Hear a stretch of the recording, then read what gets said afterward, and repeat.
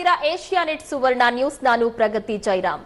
ವೀಕ್ಷಕರೇ, ಪಿಯುಸಿ ಆದ ನಂತರ ಯಾವ ಕೋರ್ಸ್ ಅನ್ನ ತೆಗೆದುಕೊಳ್ಳಬೇಕು ಅನ್ನುವಂತಹ ಗೊಂದಲ ವಿದ್ಯಾರ್ಥಿಗಳಿಗೆ ಹಾಗೆ ಪೋಷಕರಿಗೆ ಇದ್ದೇ ಇರುತ್ತೆ.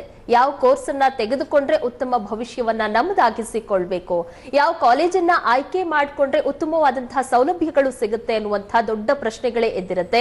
ಅಂತಹ ಎಲ್ಲಾ ಪ್ರಶ್ನೆಗಳಿಗೆ ಒಂದು ಉತ್ತರ ಅಂತ ಹೇಳಿದ್ರೆ ಇಂಡಿಯನ್ ಅಕಾಡೆಮಿ ಸಮೂಹ ಸಂಸ್ಥೆಗಳು. ಹಾಗಾದ್ರೆ ಏನೆಲ್ಲ ವ್ಯವಸ್ಥೆ ಇದೆ, ಏನೆಲ್ಲ ಸೌಲಭ್ಯಗಳಿದೆ, ವಿದ್ಯಾರ್ಥಿಗಳಿಗೆ ಯಾಕೆ ಹಾಗಾದ್ರೆ ಈ ಸಮೂಹ ಸಂಸ್ಥೆಗಳು ಸೂಕ್ತವಾದಂತಹ ಸಂಸ್ಥೆಗಳು ಅನ್ನೋದಕ್ಕೆ ಸಂಬಂಧಪಟ್ಟಂತೆ ಹೆಚ್ಚಿನ ಡೀಟೇಲ್ಸ್ ಅನ್ನ ಕೊಡೋದಕ್ಕೆ ನಮ್ಮ ಜೊತೆ ಇದ್ದಾರೆ ಇಂಡಿಯನ್ ಅಕಾಡೆಮಿ ಸಮೂಹ ಸಂಸ್ಥೆಯ ಶೈಕ್ಷಣಿಕ ನಿರ್ದೇಶಕರಾದಂತಹ ಪ್ರೊಫೆಸರ್ ಸೂರ್ಯನಾರಾಯಣ್ ಅವರು. ಇವರು ಬರೋಬ್ಬರಿ 14 ವರ್ಷಗಳ ಕಾಲ ಪ್ರೊಫೆಸರ್ ಆಗಿ ವಿದೇಶದಲ್ಲಿ ಸೇವೆ ಸಲ್ಲಿಸಿದ್ದಾರೆ. ಜೊತೆಗೆ 15 ವರ್ಷ ಭಾರತದಲ್ಲಿ ಪ್ರೊಫೆಸರ್ ಆಗಿ ಕೆಲಸವನ್ನ ಮಾಡ್ತಾ ಇದ್ದಾರೆ. ಬನ್ನಿ ಅವರನ್ನ ಕಾರ್ಯಕ್ರಮಕ್ಕೆ ವೆಲ್ಕಮ್ ಮಾಡೋಣ. ಸರ್, ಕಾರ್ಯಕ್ರಮಕ್ಕೆ ಸ್ವಾಗತ. ನಮಸ್ಕಾರ ಸರ್. ಇಂಡಿಯನ್ ಅಕಾಡೆಮಿ ಸಮೂಹ ಸಂಸ್ಥೆಗಳ ವಿಚಾರವನ್ನ ಕೇಳ್ತಾ ಇದ್ರೇನೆ ಇಂಟ್ರೆಸ್ಟಿಂಗ್ ಅಂತ ಅನ್ಸುತ್ತೆ. ಆರ್ಥಿಕವಾಗಿ ಹಿಂದುಳಿದವರಾಗಿರ್ಬೋದು, ಮಧ್ಯಮ ವರ್ಗದವರಾಗಿರ್ಬೋದು, ಎಲ್ರಿಗೂ ಸಹ ಎಲ್ಲಾ ವಿದ್ಯಾರ್ಥಿಗಳಿಗೂ ಇಲ್ಲೊಂದು ರೀತಿಯಾದಂತಹ ಅವಕಾಶ ಇದೆ ಉತ್ತಮವಾದಂತಹ ಶಿಕ್ಷಣವನ್ನ ಪಡೆಯೋದಕ್ಕೆ. ಸೊ ಇಂಡಿಯನ್ ಅಕಾಡೆಮಿ ಬಗ್ಗೆ ಹೆಚ್ಚಿನ ಮಾಹಿತಿಯನ್ನ ತಿಳಿಸ್ಕೊಡೋದಾದ್ರೆ, ಇಂಡಿಯನ್ ಅಕಾಡೆಮಿ ಸಮೂಹ ಸಂಸ್ಥೆಗಳು ಶೈಕ್ಷಣಿಕ ಸಂಶೋಧಕರು ಹಾಗೂ ಶಿಕ್ಷಣ ತಜ್ಞರಾದಂತಹ ಡಾಕ್ಟರ್ ಟಿ ಸೋಮಶೇಖರ್ ಅವರ ನೇತೃತ್ವದಲ್ಲಿ 1994ರಲ್ಲಿ ಸ್ಥಾಪಿತವಾಯಿತು. The idea of establishing this institution Indian academy is to provide inclusive education. ಇದೇನಪ್ಪ ಅಂತಂದರೆ ನಮ್ಮ ಭಾರತದ ನ್ಯಾಷನಲ್ ಎಜುಕೇಷನ್ ಪಾಲಿಸಿ ಏನು ಹೇಳುತ್ತೆ ಅಂದರೆ to provide inclusive education to all students in the society.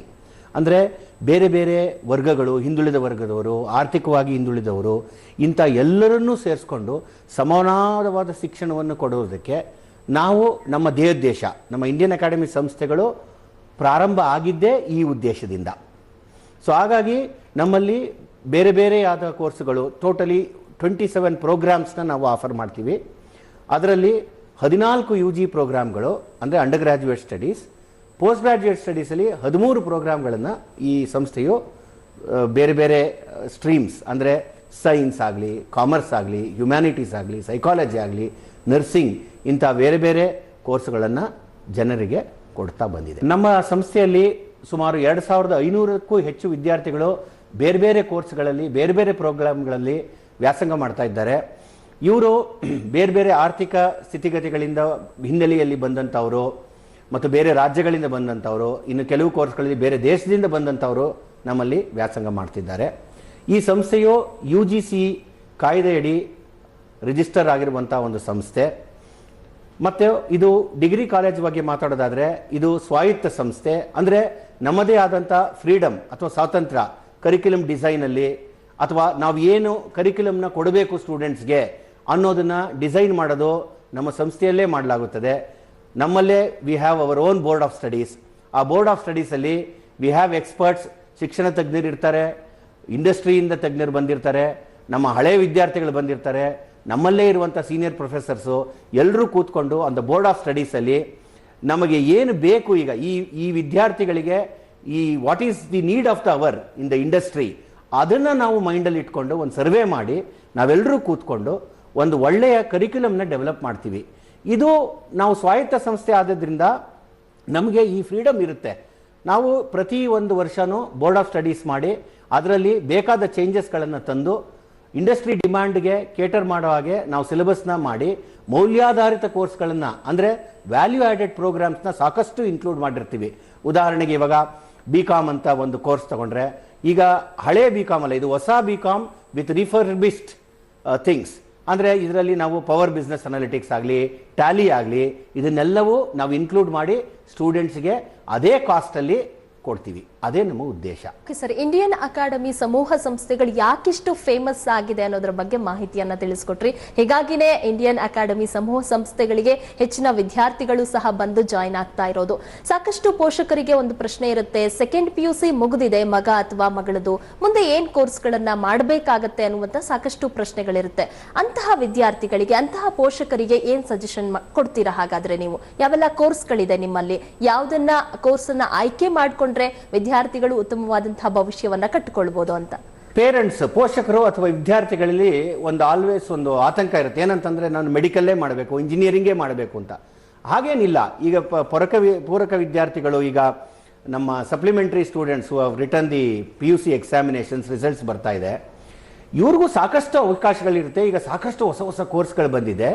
ಇಲ್ಲಿ ಏನಪ್ಪ ಅಂದರೆ ನಾವು BCom ಆಗಲಿ, BBA ಆಗಲಿ, BSc ಆಗಲಿ ಅಥವಾ BCA ಆಗಲಿ, ಈ ಕೋರ್ಸ್ಗಳಿಗೆ ನಾವು ಹೊಸ ರೀತಿಯಾಗಿ ಹೊಸ ಹೊಸ ಸಿಲೆಬಸ್ಗಳನ್ನು ಅಳವಡಿಸಿ ವೃತ್ತಿಪರ ಕೋರ್ಸ್ಗಳನ್ನು ಇದಕ್ಕೆ ಜೊತೆಗೂಡಿಸಿ ಒಂದು ಒಳ್ಳೆ ಕೆರಿಯರ್ ಆಪರ್ಚುನಿಟಿ ಕ್ರಿಯೇಟ್ ಮಾಡುವಂಥ ಕೋರ್ಸ್ಗಳನ್ನ ನಾವು ಡಿಸೈನ್ ಮಾಡಿದ್ದೀವಿ ಇಂಡಿಯನ್ ಅಕಾಡೆಮಿನಲ್ಲಿ. ಉದಾಹರಣೆಗೆ ಇಂಟಿಗ್ರೇಟೆಡ್ ಕೋರ್ಸ್ ಅಂತೀವಿ. BCom with ACCA, BBA with CMA. ನೋಡಿ, ಮೊದಲು BCom ಮಾಡಿ ನಂತರ CA ಮಾಡ್ತಿದ್ರು. ಈಗ BCom ಜೊತೆಗೇನೆ ACCAನೂ ಮಾಡ್ಬೋದು. ಆ ಥರ ಒಂದು ಅವಕಾಶಗಳನ್ನು ನಾವು ಕ್ರಿಯೇಟ್ ಮಾಡಿದ್ದೀವಿ. ಸೊ ಹಾಗಾಗಿ ನಮ್ಮಲ್ಲಿ ಎಲ್ಲ ಕೋರ್ಸ್ಗಳು ಹೊಸ ರೀತಿಯಲ್ಲಿ, ಹೊಸ ಒಂದು ಚೇತನದೊಂದಿಗೆ, ಹೊಸ ಒಂದು ಅಧ್ಯಯನ ಅಥವಾ ಹೊಸ ಕರಿಕ್ಯುಲಮ್ ಡೆವಲಪ್ಮೆಂಟ್ನೊಂದಿಗೆ ಡಿಸೈನ್ ಮಾಡಿರುವಂಥ ಕೋರ್ಸ್ ಆದ್ದರಿಂದ ಬಹಳಷ್ಟು ಉದ್ಯೋಗಾವಕಾಶಗಳು ಸ್ಟೂಡೆಂಟ್ಸ್ಗೆ ಲಭ್ಯವಿರುತ್ತದೆ.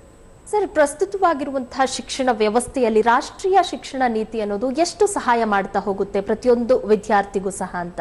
ರಾಷ್ಟ್ರೀಯ ಶಿಕ್ಷಣ ನೀತಿ ಅಂದರೆ ನ್ಯಾಷನಲ್ ಎಜುಕೇಷನ್ ಪಾಲಿಸಿ, ಇದರ ಧ್ಯೇಯೋದ್ದೇಶ ಏನು ಅಂದರೆ, ಕೆಲವು ಉದ್ದೇಶಗಳಲ್ಲಿ ಬಹಳ ಮುಖ್ಯವಾದದ್ದು ಏನು ಅಂತಂದರೆ, the old traditional cultural values and traditions clubbed with modern technology ಅಂತ ಹೇಳ್ತೀವಿ. ಅಂದರೆ ನಮ್ಮಲ್ಲೇ ಹಿಂದೆ ತಕ್ಷಶಿಲಾ ಆಗಿರ್ಬೋದು, ನಳಂದ ಯೂನಿವರ್ಸಿಟಿ ಆಗಿರ್ಬೋದು, ಬೇರೆ ಬೇರೆ ದೇಶ ವಿದೇಶಗಳಿಂದ ಬಂದು ಇಲ್ಲಿ ವ್ಯಾಸಂಗ ಮಾಡ್ತಾ ಇದ್ರು. ಈ ಕೊಡುಗೆಗಳು ನಮ್ಮ ಪಾಣಿನಿ, ಆರ್ಯಭಟ್ಟ, ಭಾಸ್ಕರಾಚಾರ್ಯ ಇಂಥ ಮಹಾಮೇಧಾವಿಗಳು ಇದ್ದಂಥ ಸ್ಕಾಲರ್ಸ್ ಇದ್ದಂಥ ಒಂದು ದೇಶ ನಮ್ಮದು. ಇವತ್ತಿಗೇನಾಗಿದೆ, ಇಟ್ ಹ್ಯಾಸ್ ಬಿಕಮ್ ಆಪೋಸಿಟ್. ನಾವು ನಮ್ಮ ವಿದ್ಯಾರ್ಥಿಗಳನ್ನು ಹೊರಗಡೆ ಕಳಿಸಿ ಅಲ್ಲಿ ಓದ್ಕೊಂಡು ಬರುವಂಥ ಸ್ಥಿತಿ ಇದೆ.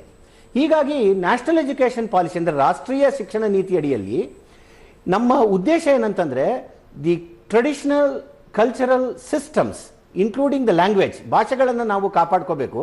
ಜೊತೆಯಲ್ಲಿಯೇ ಮಾಡ್ರನ್ ಟೆಕ್ನಾಲಜಿ ಅಂದರೆ ಆ ಟ್ರೆಡಿಷನ್ ಜೊತೆಗೆ ಭಾಷಾ ಜ್ಞಾನದ ಜೊತೆಗೆ, for example we have something called digital fluency, yoga ಆಗಿರ್ಬೋದು, ಸ್ಪೋರ್ಟ್ಸ್ ಆಗಿರ್ಬೋದು, ಅಥವಾ ಕಾನ್ಸ್ಟಿಟ್ಯೂಷನ್ ಆಫ್ ಇಂಡಿಯಾ ಆಗಿರ್ಬೋದು.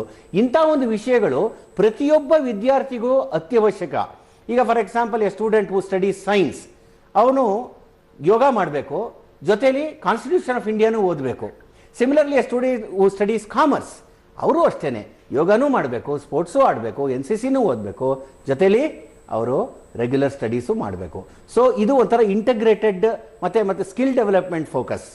ಸೊ ಆ ಫೋಕಸ್ ಇಂದ ಇದನ್ನ ಡಿಸೈನ್ ಮಾಡಲ್ಪಟ್ಟಿದೆ. ಪದವಿ ನಂತರದಲ್ಲಿ ಯಾವೆಲ್ಲ ಅವಕಾಶಗಳಿರುತ್ತೆ ವಿದ್ಯಾರ್ಥಿಗಳಿಗೆ ಅನ್ನೋದಕ್ಕೆ ಸಂಬಂಧಪಟ್ಟಂತೆ ನಿಮ್ಮ ಬಳಿ ಕೇಳಿ ಮಾಹಿತಿಯನ್ನ ಪಡೆದುಕೊಳ್ತೀನಿ. ವೀಕ್ಷಕರೇ, ವಿಶೇಷ ಕಾರ್ಯಕ್ರಮ ಮುಂದುವರಿಯುತ್ತೆ ಸ್ಮಾಲ್ ಬ್ರೇಕ್ನ ನಂತರ. ವಿರಾಮದ ನಂತರ ವಿಶೇಷ ಕಾರ್ಯಕ್ರಮಕ್ಕೆ ಮತ್ತೆ ಸ್ವಾಗತ. ಸರ್, ನೀವು ನಿಮ್ಮ ಸಮೂಹ ಸಂಸ್ಥೆಗಳಲ್ಲಿ ಯಾವ ರೀತಿಯಾದಂತಹ ಪದವಿ ಶಿಕ್ಷಣಕ್ಕೆ ಅವಕಾಶಗಳಿದೆ, ವಿದ್ಯಾರ್ಥಿಗಳಿಗೆ ಏನೆಲ್ಲ ಸೌಲಭ್ಯಗಳಿದೆ ಅನ್ನೋದಕ್ಕೆ ಸಂಬಂಧಪಟ್ಟಂತೆ ಮಾಹಿತಿ ತಿಳಿಸ್ಕೊಟ್ರಿ. ಹಾಗಾದ್ರೆ ಪದವಿ ನಂತರ ವಿದ್ಯಾರ್ಥಿಗಳಿಗೆ ಏನೆಲ್ಲ ಅವಕಾಶಗಳು ಇರುತ್ತೆ ಹಾಗಾದ್ರೆ ಅಂತ? ಪದವಿ ನಂತರದಲ್ಲಿ ಸ್ನಾತಕೋತ್ತರ ಅಥವಾ ವೃತ್ತಿಪರ ಎರಡು ಆಪರ್ಚುನಿಟೀಸ್ ಇರುತ್ತೆ ಸ್ಟೂಡೆಂಟ್ಸ್ಗೆ. ಒಂದು, ವೃತ್ತಿಪರ ಶಿಕ್ಷಣಕ್ಕೆ ಹೋಗ್ತಾರೆ ಪದವಿ ನಂತರ. ಫಾರ್ ಎಕ್ಸಾಂಪಲ್ CA ಆಗಿರ್ಬೋದು, SSC ಆಗಿರ್ಬೋದು, CMA ಆಗಿರ್ಬೋದು, ಅಥವಾ ಇನ್ಯಾವುದೇ ವೃತ್ತಿಪರ ಕೋರ್ಸ್ಗಳಾಗಿರ್ಬೋದು. ಅಥವಾ ಸ್ನಾತಕೋತ್ತರ ಪದವಿ MCom, MBA, MSc, MFA ಇಂಥ ಕೋರ್ಸ್ಗಳಿಗೆ ಹೋಗ್ತಾರೆ. ನಮ್ಮಲ್ಲಿ ವಿಶೇಷ ಏನಪ್ಪಾ ಅಂತಂದರೆ, ಪ್ರತಿಯೊಂದು ಸ್ನಾತಕೋತ್ತರ ಪದವಿ ಅಥವಾ ಪದವಿಯಲ್ಲಿ ನಾವು ಈ ಇಂಟಗ್ರೇಟ್ ಮಾಡಿದ್ದೀವಿ ಎಲ್ಲ ಪ್ರೋಗ್ರಾಮ್ಸ್ನು. ಅಂದರೆ ಇವಾಗ ಸ್ಟೂಡೆಂಟ್ ಎಂಟರ್ಸ್ BCom, ಅವನು ACCA ಜೊತೆಲಿ ತಗೊಂಡು ಮಾಡುವಂಥ ಅವಕಾಶನ ನಾವು ಕಲ್ಪಿಸಿದ್ದೀವಿ. ಅಂದರೆ BCom ಮುಗಿದ ನಂತರ ಸಮಯ ಇರೋದಿಲ್ಲ ಸಾಕಷ್ಟು, ಹಾಗಾಗಿ ಮತ್ತೆ CA ಮಾಡಿ ಅಥವಾ ಮತ್ತೆ ACCಗೆ ಅವನು ಸಮಯ ಕೊಡೋದಕ್ಕೆ ತುಂಬ ಕಷ್ಟ ಆಗ್ತದೆ. ಅದಕ್ಕೆ ನಾವೇನು ಮಾಡಿದ್ದೀವಿ ಅಂತಂದರೆ, ಒಂದೇ ಸಮಯದಲ್ಲಿ ಎರಡು ಪ್ರೋಗ್ರಾಮ್ಗಳು, ಒಂದು ವೃತ್ತಿಪರ ಶಿಕ್ಷಣ ಅಂದರೆ ಪ್ರೊಫೆಷನಲ್ ಎಜುಕೇಷನ್, ಒಂದು ನಮ್ಮ ರೆಗ್ಯುಲರ್ BCom, ಇದೆರಡನ್ನೂ ಇಂಟಗ್ರೇಟ್ ಮಾಡಿರ್ತೀವಿ. ಸಿಮಿಲರ್ಲಿ ಫಾರ್ MCom, ಈಗ ಮಾಸ್ಟರ್ಸ್ ಆಫ್ ಕಾಮರ್ಸ್ ಒಂದಿಗೆ CMA ಚಾರ್ಟರ್ಡ್ ಮ್ಯಾನೇಜ್ಮೆಂಟ್ ಅನಲಿಸ್ಟ್ ಪ್ರೋಗ್ರಾಮ್ನ ನಾವು ಜಾಯಿಂಟ್ ಮಾಡಿದ್ದೀವಿ. ಅಂದರೆ a student who studies MCom will also study CMA or CIMA, ಇದು ವೃತ್ತಿಪರ ಕೋರ್ಸು. ಸೊ ಹಾಗಾಗಿ ಏನಾಗುತ್ತೆ ಅಂದರೆ, ಎರಡು ಡಿಗ್ರಿಗಳು, ಒಂದು ಪ್ರೊಫೆಷನಲ್ ಮತ್ತು ಒಂದು ರೆಗ್ಯುಲರ್ ಪೋಸ್ಟ್ ಗ್ರಾಜ್ಯುಯೇಷನ್ ಡಿಗ್ರಿ, ಎರಡು ಒಟ್ಟಿಗೆ ಮುಗಿಸುವಂಥ ಅವಕಾಶ ಇರುತ್ತೆ. ಆವಾಗ ಸ್ಟೂಡೆಂಟ್ಸ್ಗೆ ಏನಾಗುತ್ತೆ ಅಂತಂದರೆ, ಎಂಪ್ಲಾಯ್ಮೆಂಟ್ ಆಪರ್ಚುನಿಟೀಸ್ ತುಂಬ ಜಾಸ್ತಿ ಇರುತ್ತೆ. ಆಗ ಬೇರೆ ಕಾಂಪಿಟೇಷನ್ಸ್, ಬೇರೆ ಇವಾಗ ವೃತ್ತಿಪರ ಅವರು ಬಂದಾಗ ಇವರು with post graduation they will have their professional qualification also with all the skill development and value added courses, ಮೌಲ್ಯಾಧಾರಿತ ಶಿಕ್ಷಣ ಅಂತ ಹೇಳ್ತೀವಿ. ಫಾರ್ ಎಕ್ಸಾಂಪಲ್ ಈಗ ಪವರ್ ಬಿಸ್ನೆಸ್ ಟೆಕ್ನಾಲಜಿ ಆಗಿರ್ಬೋದು, ಟ್ಯಾಲಿ ERP ಆಗಿರ್ಬೋದು, ಅಥವಾ ಪೈಥಾನ್ ಆಗಿರ್ಬೋದು ಇನ್ ಕೇಸ್ ಆಫ್ ಸೈನ್ಸ್. ಈಗ ನಮ್ಮ ಸಂಸ್ಥೆಯು DBT ಸ್ಟಾರ್ ಕಾಲೇಜ್ ಸ್ಕೀಮ್ನ ಅಡಿಯಲ್ಲಿ ಬರುತ್ತದೆ. ಅಂದರೆ it is recognized one of the under star college scheme because we have beautiful lab infrastructure, ತುಂಬಾ ಚೆನ್ನಾಗಿರುತ್ತೆ.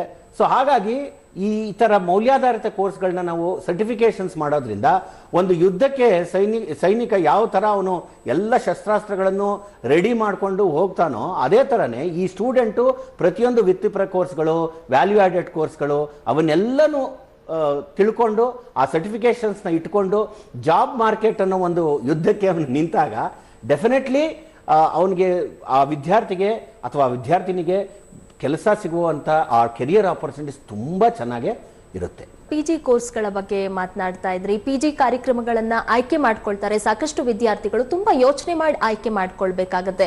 ಎಲ್ಲಾ ಕಾಲೇಜಲ್ಲೂ ಸಹ ಉತ್ತಮವಾದಂತಹ ಒಂದು ಕಾರ್ಯಕ್ರಮಗಳು ಇರುತ್ತೆ ಅಥವಾ ಫೆಸಿಲಿಟಿ ಇರುತ್ತೆ ಅಂತ ಹೇಳೋದಕ್ಕಾಗೋದಿಲ್ಲ. ಹಾಗಾಗಿ ಏನೆಲ್ಲ ನೋಡಿ ಹಾಗಾದ್ರೆ ಕಾಲೇಜನ್ನ ಆಯ್ಕೆ ಮಾಡ್ಕೊಳ್ಬೇಕಾಗತ್ತೆ, ಮಾನದಂಡಗಳು ಯಾವ ರೀತಿಯಾಗಿರ್ಬೇಕಾಗತ್ತೆ ಅಂತ? ಒಂದು ಸಂಸ್ಥೆಗೆ ನಾವು PG ಕೋರ್ಸ್ ಅಥವಾ UG ಕೋರ್ಸ್ ಆಗಲಿ ಆ ಸಂಸ್ಥೆಗೆ ಸೇರೋದಾದ್ರೆ ಯಾವೆಲ್ಲ ಮೌಲ್ಯ ಮಾಪನಗಳು, ಯಾವೆಲ್ಲ ಮಾನದಂಡಗಳನ್ನು ನೋಡಬೇಕಾದ್ರೆ, number 1 is that institution recognised under UGC. ಈಗ ಎಷ್ಟೋ ಸಂಸ್ಥೆಗಳು ಇವಾಗ ಬೆಂಗಳೂರಿನಲ್ಲಿ ಇಟ್ ಈಸ್ ಮಶ್ರೂಮ್ ಗ್ರೋತ್, ತುಂಬ ಸಂಸ್ಥೆಗಳು ಉಟ್ಕೊಂಡಿದೆ. ಕೆಲವು ರೆಕಗ್ನೈಸ್ಡು, ಕೆಲವು ರೆಕಗ್ನೈಸ್ ಇರೋದಿಲ್ಲ. ಸೊ ನಾನು ಏನು ಹೇಳಕ್ಕೆ ಇಷ್ಟಪಡ್ತೀನಪ್ಪ ಪೇರೆಂಟ್ಸ್ಗೆ ಮತ್ತು ಸ್ಟೂಡೆಂಟ್ಸ್ಗೆ ಅಂತಂದರೆ, first of all see and check whether that college or institution is recognised under UGC. Second one is ನಮ್ಮದು ಸ್ವಾಯತ್ತ ಸಂಸ್ಥೆ, ಅಂದರೆ ನಮ್ಮದೇ ಆದ ಫ್ರೀಡಮ್ ಇರುತ್ತೆ. ನಾವು ಸಿಲೆಬಸ್ ಡಿಸೈನ್ ಮಾಡೋದಾಗಲಿ, we don't have to wait for university. ನಮ್ಮಲ್ಲೇ ಆದ ಬೋರ್ಡ್ ಆಫ್ ಸ್ಟಡೀಸ್ ಇರುತ್ತೆ. ಎವ್ರಿ ಇಯರ್ ನಾವು ಭಾಳ ಫ್ಲೆಕ್ಸಿಬಲ್, ತುಂಬ ಚೇಂಜಸ್ ಮಾಡ್ತೀವಿ. We take the demand from the industry. ನಿಮಗೆ ಯಾವ ಥರ ಸ್ಟೂಡೆಂಟು ವಿತ್ ಯಾವ ಥರ ಸ್ಕಿಲ್ಸ್ ಬೇಕು ಅನ್ನೋದನ್ನು ನಾವು ಅಸೆಸ್ಮೆಂಟ್ ಮಾಡ್ತೀವಿ. ನಮ್ಮಲ್ಲಿ ಪ್ರೊಸೀಜರ್ಸ್ ಇದೆ, ಅದನ್ನು ತಗೊಂಡು ನಾವು ಸಿಲೆಬಸ್ ಡಿಸೈನ್ ಮಾಡೋದ್ರಿಂದ ಸ್ವಾಯತ್ತ ಸಂಸ್ಥೆ ಆದರೆ ಸಿಲೆಬಸ್ಸು ಮತ್ತು ಕರಿಕ್ಯುಲಮು ಅಪ್ ಟು ಡೇಟ್ ಇರುತ್ತೆ, ರಿಲೆವೆಂಟ್ ಇರುತ್ತೆ, ರಿಲಯಬಲ್ ಇರುತ್ತೆ. ಪಾಯಿಂಟ್ ನಂಬರ್ 3, ಬೋಧನಾ ಮತ್ತು ಕಲಿಕೆ ಅಂದರೆ teaching and learning is very very important aspect. ನಾವು ಯಾವುದೇ ಒಂದು ಸಂಸ್ಥೆಯಲ್ಲಿ ಸೇರ್ಕೊಳ್ಳೋದಾದರೆ ಅಲ್ಲಿ ಟೀಚಿಂಗ್ ಆ್ಯಂಡ್ ಲರ್ನಿಂಗ್ಗೆ ಎಷ್ಟು ಇಂಪಾರ್ಟೆನ್ಸ್ ಕೊಡ್ತಾರೆ, ಯಾವ ಥರ ಕ್ವಾಲಿಟಿ ಎಜುಕೇಷನ್ ಮೇಂಟೈನ್ ಮಾಡ್ತಾರೆ, ಅಸೆಸ್ಮೆಂಟ್ಸ್ ಯಾವ ಥರ ಇರುತ್ತೆ, ಇದು ಬಹಳ ಮುಖ್ಯವಾಗಿರುತ್ತೆ. ಆದ್ರೆ ಇಲ್ಲಿ UG ಮತ್ತೆ PG ಕಾರ್ಯಕ್ರಮಗಳನ್ನ ನೋಡುವಂತಹ ಸಂದರ್ಭದಲ್ಲಿ ಮೌಲ್ಯವರ್ಧಿತ ಕೋರ್ಸ್ಗಳ ಪ್ರಾಮುಖ್ಯತೆ ಹೇಗಿರುತ್ತೆ ಸರ್? ಹಾಗಾದ್ರೆ ಈ ಮೌಲ್ಯವರ್ಧಿತ ಕೋರ್ಸ್ಗಳು ಏನಂತಂದ್ರೆ it is like feather on the cap. ಅಂದ್ರೆ ನಾವು ರೆಗ್ಯುಲರ್ ಡಿಗ್ರಿ ಯಾವುದೇ ಇರಲಿ, ಅದು ಅಂಡರ್ ಗ್ರಾಜುಯೇಟ್ ಪ್ರೋಗ್ರಾಮೇ ಇರಲಿ ಅಥವಾ ಪೋಸ್ಟ್ ಗ್ರಾಜುಯೇಟ್ ಪ್ರೋಗ್ರಾಮೇ ಇರಲಿ, ಜೊತೆಗೆ ನಾನು ಈಗಾಗಲೇ ಹೇಳಿದಾಗೆ ಬಹಳಷ್ಟು ಮೌಲ್ಯಾಧಾರಿತ ಕೋರ್ಸ್ಗಳನ್ನು ಮಾಡಬೇಕಾಗುತ್ತೆ, ಸರ್ಟಿಫಿಕೇಶನ್ಸ್ ಮಾಡಬೇಕು. ಫಾರ್ ಎಕ್ಸಾಂಪಲ್ ಬರೀ BCom ಮಾಡೋಕ್ಕೆ ಬದಲು ಜೊತೆಯಲ್ಲಿ ERP ಇರಬೇಕು, ಅಥವಾ ಬರೀ BBA ಮಾಡೋಕ್ಕೆ ಬದಲು ಪವರ್ ಬಿಸ್ನೆಸ್ ಅನಲಿಟಿಕ್ಸ್ ಆಗಿರ್ಬೋದು, ಅಥವಾ ಬರೀ MCom ಮಾಡೋಕ್ಕೆ ಬದಲು ಫೈನಾನ್ಷಿಯಲ್ ಮಾಡೆಲಿಂಗ್ ಅಂತ ಕೋರ್ಸ್ಗಳಾಗಿರ್ಬೋದು, ಅಥವಾ MSc ಜೊತೆಗೆ ನಾವು ಪೈಥಾನ್ ಮತ್ತು ಇಂಟರ್ನೆಟ್ ಆಫ್ ಥಿಂಗ್ಸ್ ಅಥವಾ ಆರ್ಟಿಫಿಷಿಯಲ್ ಇಂಟೆಲಿಜೆನ್ಸ್ ಅಂತ ತುಂಬ ಸರ್ಟಿಫಿಕೇಶನ್ಸ್ ಕೋರ್ಸ್ಗಳು, ಒಂದು 150-200 ಸರ್ಟಿಫಿಕೇಶನ್ ಕೋರ್ಸ್ಗಳನ್ನು ನಾವು ಆಫರ್ ಮಾಡ್ತೀವಿ. ಇದೆಲ್ಲನೂ ಯಾವ ಥರ ಅಂದರೆ ಈ ನ್ಯಾಷನಲ್ ಎಜುಕೇಷನ್ ಪಾಲಿಸಿ ಕರಿಕ್ಯುಲಮಲ್ಲಿ ಇದೆಲ್ಲ ಎಂಬೆಡ್ ಆಗಿರುತ್ತೆ, ಜೊತೆಲೇ ಬರುತ್ತದು. ಅದಕ್ಕೇನು ವಿದ್ಯಾರ್ಥಿಗಳು ಸಪರೇಟಾಗಿ ಹಣ ಕಟ್ಟುವಂಥ ಅವಶ್ಯಕತೆ ಇರೋದಿಲ್ಲ. ಎಕ್ಸೆಪ್ಟ್ ಫಾರ್ ವೃತ್ತಿಪರ ಕೋರ್ಸ್ಗಳಾದರೆ ಹಣ ಸಪರೇಟಾಗಿ ಕಟ್ಟಬೇಕಾಗುತ್ತೆ ಅದಕ್ಕೆ. ಅದು ಅಷ್ಟೇ, ನಾವು what ever is the regular fees and normal fees we are charging that because we understand that ನಮ್ಮಲ್ಲಿ ಬಹಳ ಜನ ಬಹಳ ಬೇರೆ ಬೇರೆ ಆರ್ಥಿಕ ಪರಿಸ್ಥಿತಿಗಳಲ್ಲಿರುವಂಥ ವಿದ್ಯಾರ್ಥಿಗಳು ನಮ್ಮ ಸಂಸ್ಥೆಗೆ ಸೇರ್ಕೊಳ್ಳೋದ್ರಿಂದ ಇನ್ಕ್ಲೂಸಿವ್ ಎಜುಕೇಷನ್ ಬಹಳಷ್ಟು ಸಮಾಜದ ಬೇರೆ ಬೇರೆ ಬೇರೆ ಬೇರೆ ಪ್ರಾಬ್ಲಮ್ಗಳಿಗೆ ಸೊಲ್ಯೂಷನ್ ಥ್ರೂ ಎಜುಕೇಷನ್. ಸೊ ಅದನ್ನು ನಮ್ಮ ಧ್ಯೇಯೋದ್ದೇಶವಾಗಿ ಇಟ್ಕೊಂಡು ನಾವು ಮುಂದುವರಿಸ್ತಾ ಇದ್ದೀವಿ. ಸೊ ವೃತ್ತಿಪರ ಶಿಕ್ಷಣದಲ್ಲಿ ಅಥವಾ PG ಕೋರ್ಸ್ಗಳಲ್ಲಿ ಮೌಲ್ಯಾಧಾರಿತ ಕೋರ್ಸ್ಗಳು ಬಹಳ ಇಂಪಾರ್ಟೆಂಟ್ ಆಗುತ್ತೆ. ಯಾಕಂದರೆ ಒಂದು ಇಂಟರ್ವ್ಯೂಗೆ ಹೋದಾಗ BCom ಜೊತೆ ನೀನು ಏನೇನಪ್ಪ ಬೇರೆ ಮಾಡಿದ್ಯಾ, BSc ಜೊತೆ ಬೇರೆ ಅಡಿಷ್ನಲ್ ಏನು ಮಾಡಿದ್ಯಾ ಅನ್ನೋದು ಬಹಳ ಇಂಪಾರ್ಟೆಂಟು. ಆವಾಗ ನಾವು ಈ ಸರ್ಟಿಫಿಕೇಶನ್ಸ್ಗಳನ್ನ ಹೇಳಬೇಕಾಗುತ್ತೆ. ನಾನು I have learn Python, I have learn Tally, I have learn power business analytics, I have learn financial modelling. So ಈ ಥರ ಹೇಳೋದ್ರಿಂದ ಆ ಉದ್ಯೋಗಾವಕಾಶಗಳು ಅಂದರೆ job opportunities will double increase ಆಗುತ್ತೆ. ಓಕೆ ಸರ್, ಇನ್ನ ನೀವು ಹೇಳ್ತಾ ಇದ್ರಿ ಆರ್ಥಿಕವಾಗಿ ಹಿಂದುಳಿದವರನ್ನ ಫೋಕಸ್ ಮಾಡಿ ಸಹ ಈ ಒಂದು ಸಮೂಹ ಸಂಸ್ಥೆ ಇದೆ ಅನ್ನುವಂತಹ ಮಾಹಿತಿಯನ್ನ. ಹಾಗಾದ್ರೆ ಅವರಿಗೆ ಸ್ಕಾಲರ್ಶಿಪ್ ಇದೆಯಾ, ಇದ್ರೆ ಯಾವ ರೀತಿಯಾಗಿ ಕೊಡಲಾಗುತ್ತೆ ಅನ್ನೋದಕ್ಕೆ ಸಂಬಂಧಪಟ್ಟಂತೆ ನಿಮ್ಮ ಬಳಿ ಕೇಳಿ ಮಾಹಿತಿಯನ್ನ ಪಡೆದುಕೊಳ್ತೀನಿ. ವೀಕ್ಷಕರೇ, ಕಾರ್ಯಕ್ರಮ ಮುಂದುವರಿಯುತ್ತೆ ಮತ್ತೊಂದು ಸ್ಮಾಲ್ ಬ್ರೇಕ್ನ ನಂತರ.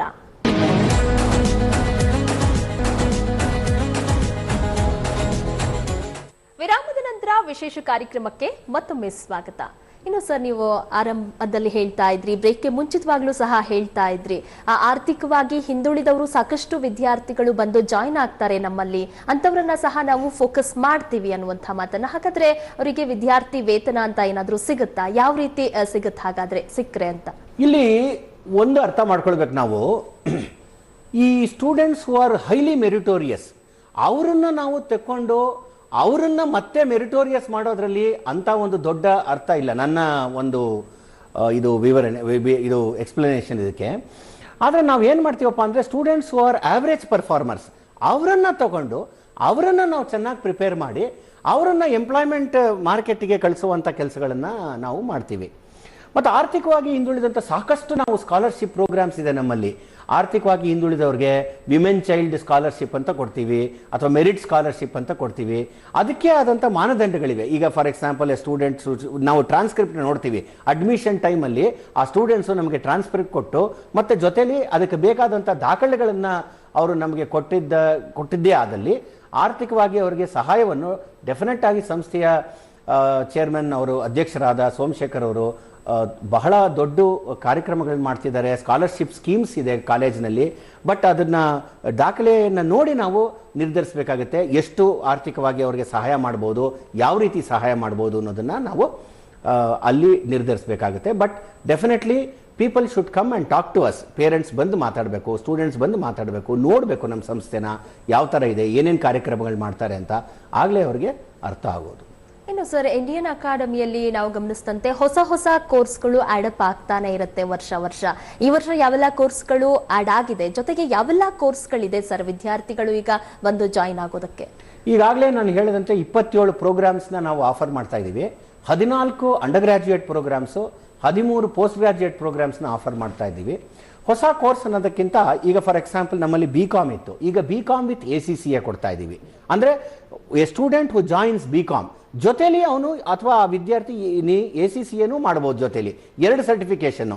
ಅಂದರೆ ಅವ್ನು BCom ಮುಗಿಸೋ ಅಷ್ಟರಲ್ಲಿ ಈ ವೃತ್ತಿಪರ ಕೋರ್ಸನ್ನು ಅರ್ಧ ಮುಗಿಸಿರ್ತಾರೆ.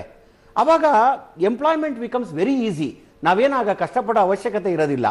ಸಿಮಿಲರ್ಲಿ ಎಲ್ಲ ಕೋರ್ಸ್ಗಳಿಗೂ, BBAಗೆ ವಿ ಹ್ಯಾವ್ CMA, ಅಥವಾ BScಗೆ we have Python and other things. So ಎಲ್ಲ ಪ್ರೋಗ್ರಾಮ್ನು ನಾವು ಈ ಥರ ಇಂಟಗ್ರೇಟ್ ಮಾಡಿ ಆಫರ್ ಮಾಡ್ತಾ ಇದ್ದೀವಿ. ಒಂದು. ಎರಡನೇದೇನಪ್ಪ ಅಂತಂದರೆ, ನಾವು ಈ ಕೋರ್ಸ್ಗಳನ್ನು ಬೇರೆ ಬೇರೆ ಮೌಲ್ಯಾಧಾರಿತ ಕೋರ್ಸ್ಗಳನ್ನು ಆ್ಯಡ್ ಮಾಡಿ ಅದನ್ನು ಇನ್ನೂ ಹೆಚ್ಚಿಗೆ ಎಂಪ್ಲಾಯ್ಮೆಂಟ್ ಆಪರ್ಚುನಿಟಿ ಕ್ರಿಯೇಟ್ ಆಗುವಂತೆ ನಾವು ನೋಡ್ಕೊಳ್ತಾ ಇದ್ದೀವಿ. ಮತ್ತು ನಮ್ಮಲ್ಲಿ ಎಲ್ಲ ಫೆಸಿಲಿಟೀಸು ಕೊಡ್ತಾ ಇದ್ದೀವಿ ಸ್ಟೂಡೆಂಟ್ಸ್ಗೆ.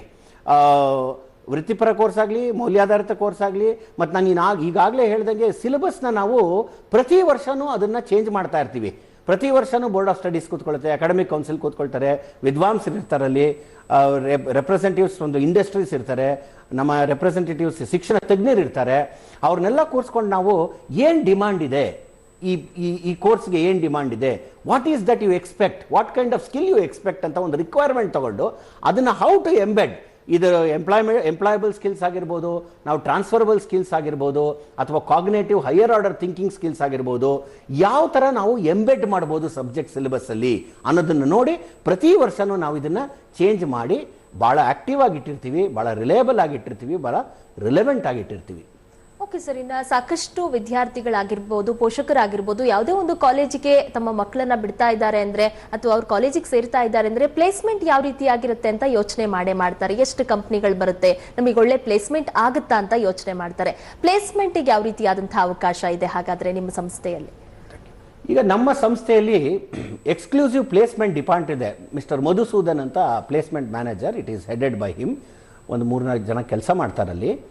ಈಗ ಉದಾಹರಣೆಗೆ ಹೇಳೋದಾದರೆ, ಈ ಲಾಸ್ಟ್ ಜೂನ್ 9ನೇ ತಾರೀಕು ಜೂನ್ ನಾವೊಂದು ಪ್ಲೇಸ್ಮೆಂಟ್ ಎಕ್ಸ್ಪೋ ಅಂತ ಮಾಡಿದ್ವಿ. ಸುಮಾರು 755 ವಿದ್ಯಾರ್ಥಿಗಳು ಈ ಪ್ಲೇಸ್ಮೆಂಟ್ ಎಕ್ಸ್ಪೋದಲ್ಲಿ ಪಾಲ್ಗೊಂಡ್ರು. ಸುಮಾರು 100 ಕಂಪನಿಗಳನ್ನು ನಾವು ಇನ್ವೈಟ್ ಮಾಡಿದ್ವಿ.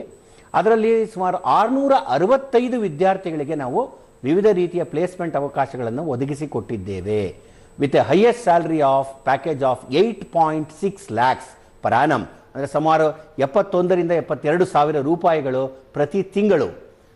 ಮತ್ತು ಆವರೇಜ್ ಸ್ಯಾಲರಿ 4.5 ಲಕ್ಷ, ಸುಮಾರು 40,000 ರೂಪಾಯಿ ಅಷ್ಟು ಆವರೇಜ್ ಸ್ಯಾಲರಿಯನ್ನು ಆಫ್ಟರ್ ಗ್ರ್ಯಾಜುಯೇಷನ್ ನಾವು ಬೇರೆ ಬೇರೆ ಕಂಪ್ನಿಗಳು, TCS ಆಗಿರ್ಬೋದು, ಕ್ಯಾಬ್ ಜಮಿನಿ ಆಗಿರ್ಬೋದು, ಅಮೆಝಾನ್ ಆಗಿರ್ಬೋದು, ಇನ್ಫೋಸಿಸ್ ಆಗಿರ್ಬೋದು, ಇಂಥ ಸಾಕಷ್ಟು ಕಂಪನಿಗಳು, 100ಕ್ಕೂ ಹೆಚ್ಚು ಕಂಪನಿಗಳು ಪ್ಲೇಸ್ಮೆಂಟ್ನಲ್ಲಿ ಭಾಗವಹಿಸಿದೆ. ನಮ್ಮ ಕಾಲೇಜಿನಲ್ಲಿ ಆ ಅವಕಾಶ ಇದೆ.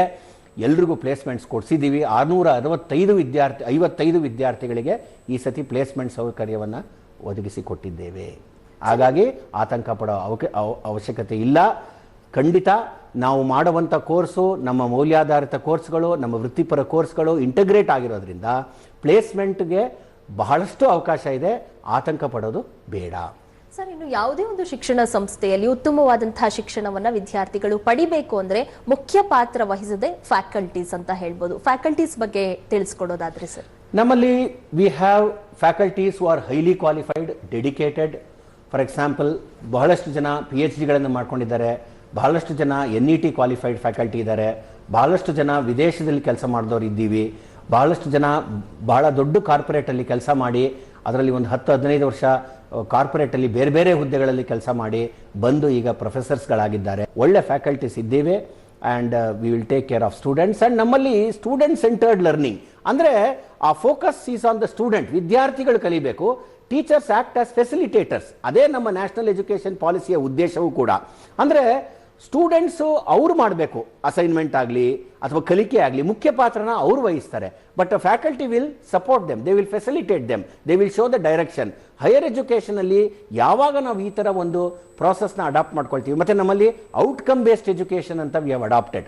ಅಂದರೆ right from the national education, ಅಂದರೆ ಈ ದೇಶದ ಉದ್ದೇಶ, ಉನ್ನತ ಶಿಕ್ಷಣ ಉದ್ದೇಶಗಳನ್ನು ನಮ್ಮ ಕಾಲೇಜಿನ ವಿಷನ್ ಆ್ಯಂಡ್ ಮಿಷನಲ್ಲಿ ಹಾಕಿ ಅಲ್ಲಿಂದ ನಾವು ಪ್ರೋಗ್ರಾಮ್ ಆಬ್ಜೆಕ್ಟಿವ್ಸ್ ಪ್ರತಿಯೊಂದು ಪ್ರೋಗ್ರಾಮಲ್ಲೂ ಇದನ್ನು ಎಂಬೆಡ್ ಮಾಡಿ, ಕೋರ್ಸ್ಗಳಲ್ಲಿ ಆ ಪ್ರೋಗ್ರಾಮಲ್ಲಿರೋ ಕೋರ್ಸ್ಗಳಲ್ಲಿ ಇದನ್ನು ಎಂಬೆಡ್ ಮಾಡಿ, ಟೀಚಿಂಗ್ ಆ್ಯಂಡ್ ಲರ್ನಿಂಗಲ್ಲಿ ಎಂಬೆಡ್ ಮಾಡಿ, supported by the technology, supported by the innovation, ERPs, and then evaluation, testing, assessments, and then measurement of attainment ಅಂತೀವಿ.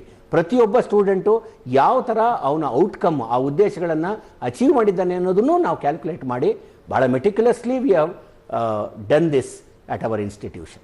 ಓಕೆ ಸರ್, ಇವತ್ತಿನ ಸಂಚಿಕೆಯಲ್ಲಿ ಇಂಡಿಯನ್ ಅಕಾಡೆಮಿ ಸಮೂಹ ಸಂಸ್ಥೆಗಳು ವಿದ್ಯಾರ್ಥಿಗಳಿಗೆ ಎಷ್ಟು ಪ್ರಮುಖವಾಗಿದೆ, ಏನೆಲ್ಲ ಸೌಲಭ್ಯಗಳನ್ನ ಕೊಡುತ್ತೆ, ಯಾವ ರೀತಿಯಾಗಿ ಈ ಸಂಸ್ಥೆಯಲ್ಲಿ ಜಾಯ್ನ್ ಆಗಿ ಶಿಕ್ಷಣವನ್ನ ಪಡೆಯೋದ್ರ ಮೂಲಕ ಉತ್ತಮ ಭವಿಷ್ಯವನ್ನ ವಿದ್ಯಾರ್ಥಿಗಳು ತಮ್ಮದಾಗಿಸಿಕೊಳ್ಳುವ ಅನ್ನೋದಕ್ಕೆ ಸಂಬಂಧಪಟ್ಟಂತೆ ಸಾಕಷ್ಟು ಮಾಹಿತಿಯನ್ನ ತಿಳಿಸ್ಕೊಟ್ರಿ. Thank you so much sir. ನಮಸ್ಕಾರ. ಇನ್ನು ವೀಕ್ಷಕರೇ, ನೀವು ಸಹ PUC ನಂತರ ಏನ್ ಮಾಡಬೇಕು, ಯಾವ ಪದವಿಯನ್ನ ತೆಗೆದುಕೊಳ್ಬೇಕು ಅನ್ನುವಂತಹ ಸಾಕಷ್ಟು ಗೊಂದಲದಲ್ಲಿ ಏನಾದರೂ ಇದ್ರೆ ಖಂಡಿತವಾಗ್ಲೂ ನೀವು ಇಂಡಿಯನ್ ಅಕಾಡೆಮಿ ಸಮೂಹ ಸಂಸ್ಥೆಗಳಿಗೆ ಜಾಯಿನ್ ಆಗ್ಬಿಟ್ಟು ಉತ್ತಮವಾದಂತಹ ಶಿಕ್ಷಣವನ್ನ ಪಡೆಯೋದರ ಮೂಲಕ ಉತ್ತಮ ಭವಿಷ್ಯವನ್ನ ನಿಮ್ಮದಾಗಿಸಿಕೊಳ್ಬಹುದು ಅಂತ ಹೇಳ್ತಾ ಕಾರ್ಯಕ್ರಮವನ್ನ ಮುಗಿಸ್ತಾ ಇದ್ದೀವಿ. ನೇರ, ದಿಟ್ಟ, ನಿರಂತರ ಸುದ್ದಿಗಾಗಿ ನೋಡ್ತಾ ಇರಿ ಏಷ್ಯಾನೆಟ್ ಸುವರ್ಣ ನ್ಯೂಸ್.